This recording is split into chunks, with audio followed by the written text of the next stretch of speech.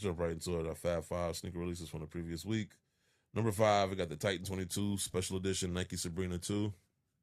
Okay, shoe look like an Easter shoe to me. I mean, well, it came out around that time. So. Yeah, we've been gone for like 2 weeks, full disclosure. So, decent shoe. Straight. All right. Yeah. Number 4, we have the Air Jordan. That might be the quickest we got through a shoe. We got the number 4 Air Jordan Retro 11 Low Bread. It's one of those situations where you just kind of feel like you've seen the shoe enough times where you're kind of like over it a little bit. Well, isn't this only the third time? Second time they did Second time they did a low, but then how many minutes they did made. And I'm just kind of like 2, 4. I was gonna say 4 or 5, right? 4. Yeah. 96, 95, 96, the original released in 2001, 2001. Then they dropped them again in 2012, and then they dropped them again I feel like they dropped them in between that because they weren't part of the pack. Oh well, yeah. I mean, if you count the countdown pack, yeah. So then there's 5. That was like 2008. Yeah. I don't know. Like that. That's why I was like hesitant to put on the list because it was just kind of like. I mean, to me, the funny thing with the any low 11, whether it's a regular low 11 or an IE, I just feel like those only do well when there's like just a multitude of low top 11s that release around that time. Like, so like singular releases. Yeah, like when they did that, what was that, 2011, 2012? When like it was like the summertime, they dropped like just all these different colorways of IE 11s. And it just felt right. And then I think it was the following year or the year before that when they dropped all of just the low top patent leather regular 11s with snake skins, and it's like a girl's pink one and all the different colorways. And it's like, I don't know, this one just feels like it has no real place. I guess I have a preference for the IEs. Yeah, I love the IEs. Yeah, I prefer. I mean, it's actually a little bit more comfort. I think they're pretty much the same, but I think that summertime that the low top 11 still got patent leather. So, and opposed to IEs got the mesh, so you get a little bit more breathability in the summertime. So, I guess I might wear some IEs. Might break them out. I still got my love the white pair. What's the cobalt? White? Is that cobalt? The cobalt. The cobalt is the white and gray ones. Yeah. Okay. Yeah, I might break those out. Here's another retro. Number 3, we have the Nike Air Max 95 OG Neon, and I heard from somebody who's in the know that Nike did not want to put any marketing behind this. They're ignorant. That's ignorant. I mean, to me makes no sense. I guess I can say I'm not surprised. I guess I don't know. I think it makes sense, but it don't make sense. If you put tons of marketing in your Air Max Day and then followed it up with 95 releases, you kind of condition your buyers to know what to expect and then let them do the work going forward. But since you didn't really do that, you probably should put some marketing in it, especially with the price increase, especially like some people looking for Air Max 95s and all that other color.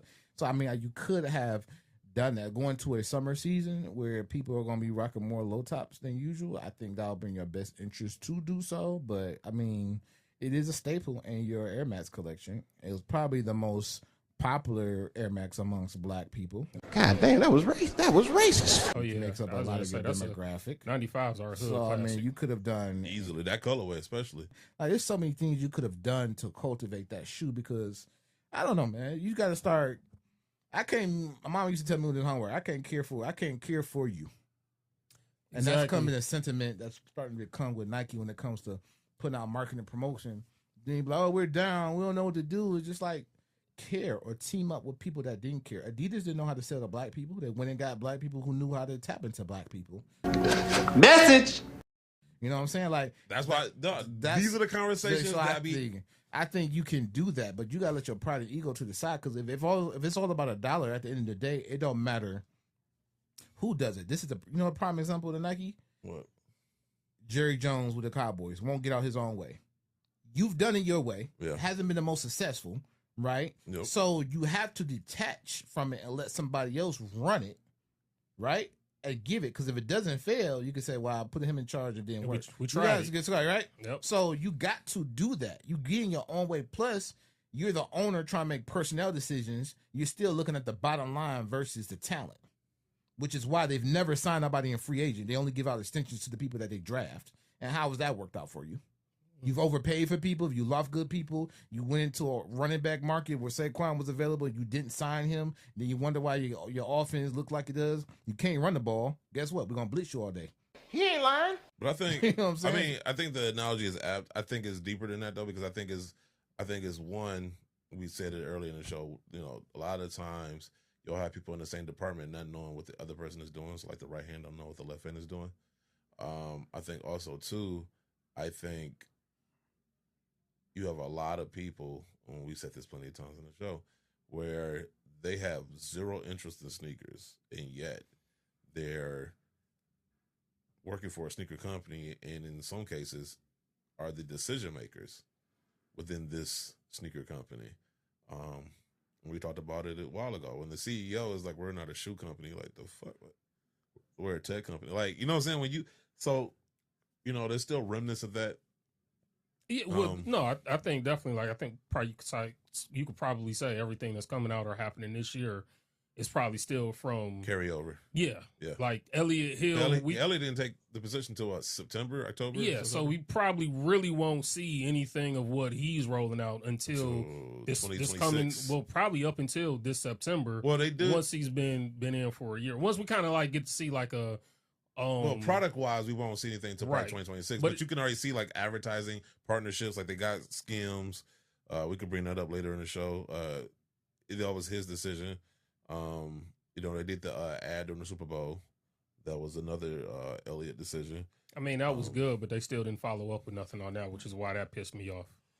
Yeah, because I feel like you did great ad, but then I feel like that played right into what we said when we talked about with the Skims partnership. Yeah, you highlighted all of these great women that you have, and then leapfrog, and you didn't do shit with them. So it's like, make that make sense. I guess it's like no idea original was dude's idea. Instagram. No idea is original. Oh, yeah, that's it. No idea. Okay. But the one thing I say that's funny about the 95s for this year, and because it looks like it's funny how I know when we talked about the Jordan 1s before the show, like a year-long campaign. It feels like the 95 is like a 2-year campaign because I see they have more colorways next year that are slated to come out. Like the Olympic 95 was supposed to come out in 2026, and I'm waiting for that one.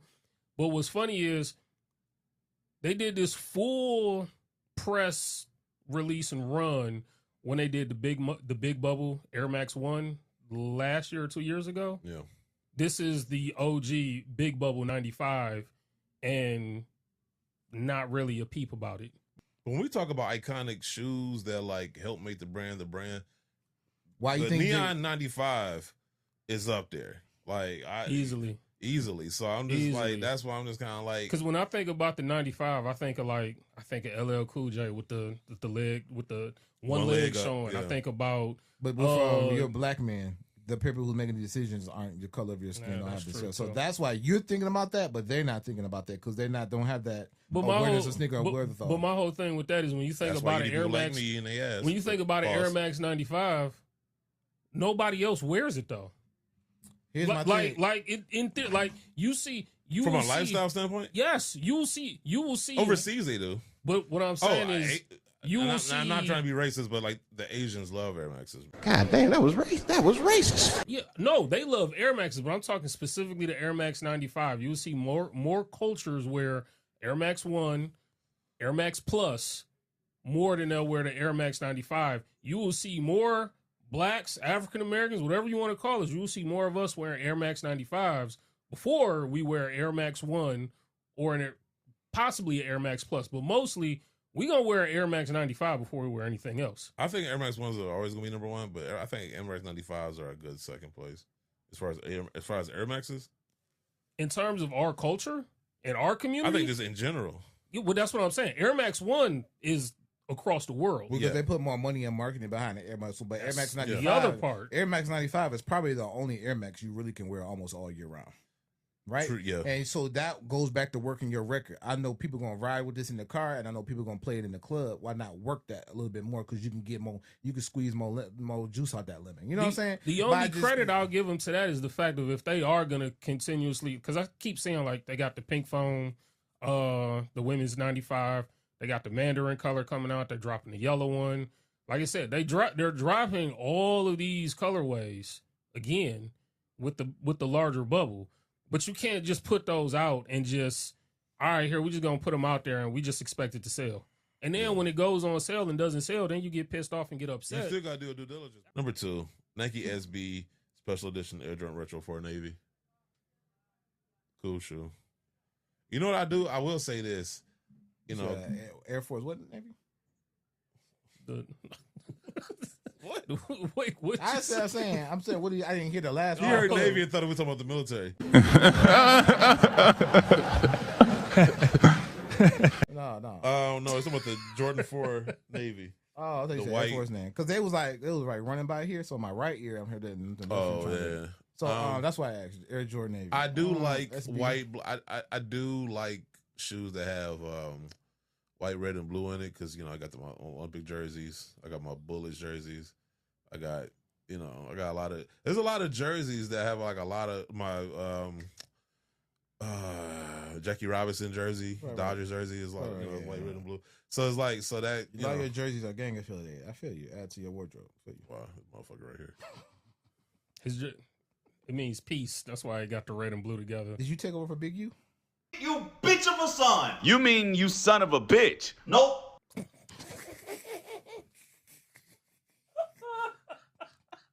Dog, you know what? I was gonna go off on Jordan Brand. It might be Jordan Brand and Guru on this show, motherfucker. Motherfucker. I hate when he's it.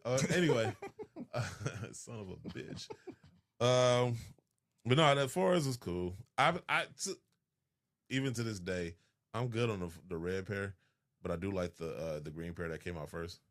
That's probably my favorite out of all the Jordan 4 SB releases. I'm not a fan Of any of them?